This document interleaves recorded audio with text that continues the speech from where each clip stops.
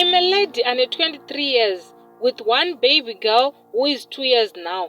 Ndaitawo dambudziko this year muna July. Ndakaenda kuZimbabwe mushure mekunge tawirirana nemurume wangu kuti timbovaka. Since taita zvimari, ndakaenda ndikanokanya zvidhina, ndikashanda kusvika pamira 4 rooms, of which toda kuita 7 rooms.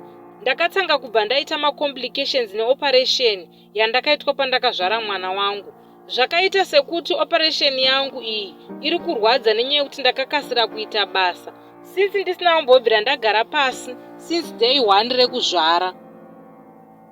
Ndakatry kuudza vabereki vemurume kuti ndinorwadziwa, but hapana akasimudza musoro.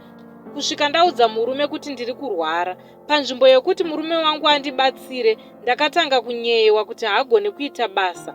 Wakaroora guva kuunza munhu akadai mumusha. Zvakandibata zvakanyanyisa kuti ko ndava guva futi nekuda kweoperation yandakaitwa ndichizvara mwana. Pandakadzokera kuJoni, vaingotaura mashoko, havambozvitsvaki.